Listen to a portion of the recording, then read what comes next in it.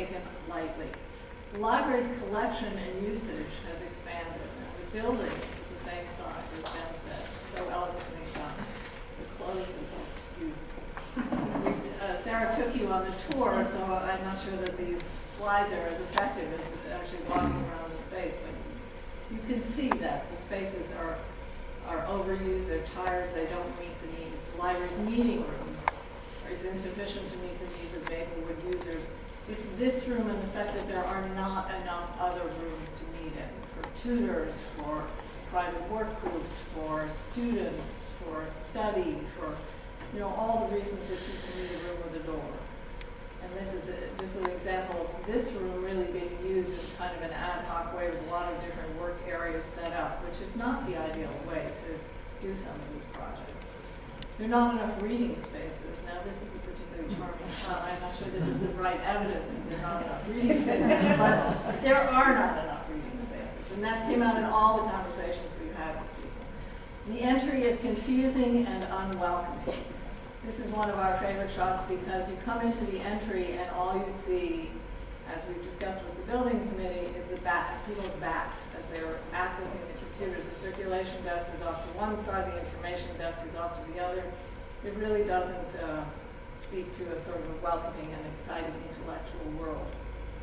There are leaks in the stacks, as Sarah, there's leaks in the stacks, but as Sarah pointed out, the leaks down there.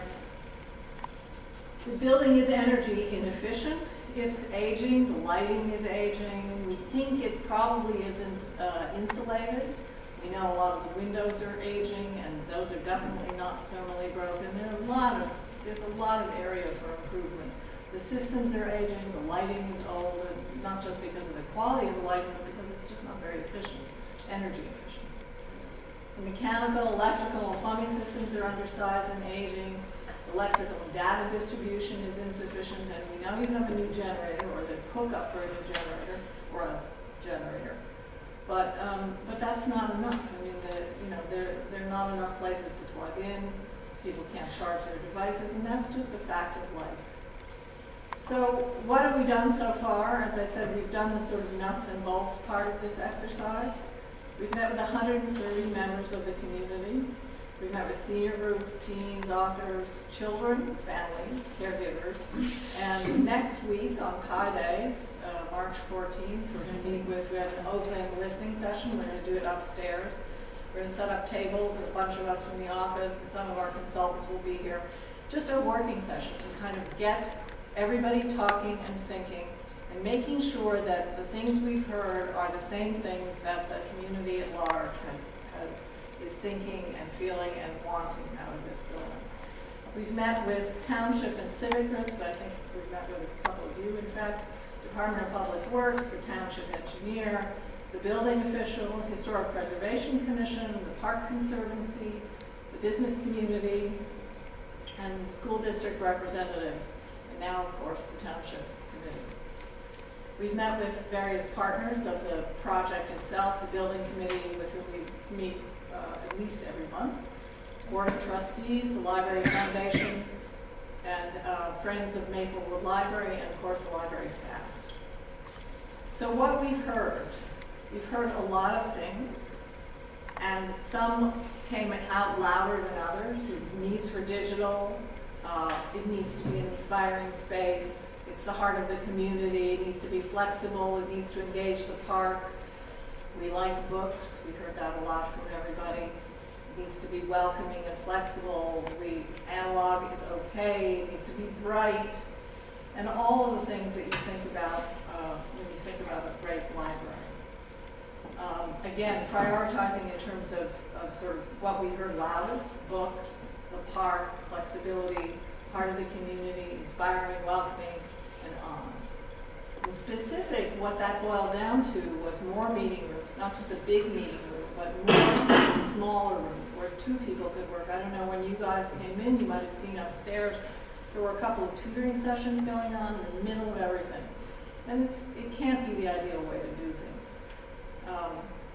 Stronger connection to the park, that came out in almost every conversation we've had, because over time the building has really blocked off its exposure to the park. Flexible gallery space, natural light and better lighting, Local art, there's a huge desire to be able to display local art and other exhibits. Modernized service points, cafe or space for coffee and snacks. Outdoor reading space came up, parking and book drop are always an issue, and of course, more electrical and data outlets. So we gathered all of that information from everybody, and then we also decided we needed to take a look at the history of the building. So this is the original plan that Ben talked about, what we opened with, in fact, from 1955. It was really quite a nice plan. You came in fact, that picture was great because behind all those women with the hats, you could see right out to the park. And you can see this in the sort of little diagram. The sort of stacks and the workspaces are on the street side, and the public and reading spaces are on the park side. In 1967, the town almost doubled the size of the building. And you can see it, just the dashed red is the original building, and the piece to the right is the building as it pretty much is today. And what they lost is a connection to the park.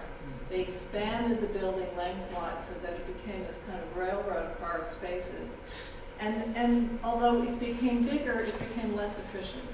And frankly, you know, in the end, less adaptable and less usable for the way in which, especially now, people need libraries.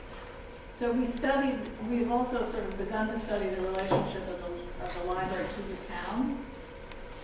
When you're coming in from the village and you come down onto the viaduct, there's a great view of it, and that really shouldn't be lost. And it kind of gets buried a little bit because it has a very small scale in that view, but it really has a great opportunity to become another piece of the sort of public architecture of the town. And then when you get past the railroad tracks, it's right there in front of you with the school on your right. When you come in, again, there's that amazing park outside, and you really lose that. The windows are bad, you can't really get to them, and you just have no visual engagement at all. The staff space is overcrowded, and although it's nice that they have a connection to the park, it really isn't working anymore. The views from the park are fantastic. This is really stepping back and looking at the building beyond, but it has very little presence on the park, and maybe it doesn't need a big presence, but it would be nice if you could get to it from the park. That's really looking at the amphitheater as you stand up at the top for, as you would for Maple Woodstock, and you can see the library through the trees. But here again, there's the bridge, and you're facing the library, and you're basically hitting a blank wall. And some of that is utilitarian reality, but maybe that's not the right place for it. And it would be nice to be able to open the building to the park in a very modest way. So that's something that came up in all of our conversations. And just so you have a sense of the scale of the building on the site, you can see what the sort of shape of it is now. And the parking on the left and the park open. And you can see there's no real gesture to the park. So how do we have to think about this? First, we have to admit that there are a lot of restraints. It's not a big site. There's a wetland setback, which actually this building slightly encroaches on, but we think we're all right, and we think obviously one of our assignments is going to be to address the waterproofing problem. We've done that before. It's not really exciting work, but we know how to do it. There's also a front yard setback, which we have to obey. So you can see that the footprint of the library may not change that much, but it's our assignment to tell you how we think the program can work in this. And what I forgot to say is that Sarah has simultaneously been working with a library consultant to quantify the needs for the library itself. How many books of what size, what collections can be reduced, and they've been working on that already to try and pare things down, and sort of how much material we actually need to accommodate. How much bigger does the building need to be? And I don't think we're at the end of that. We were just meeting with Sarah this afternoon to check back and forth what we were learning.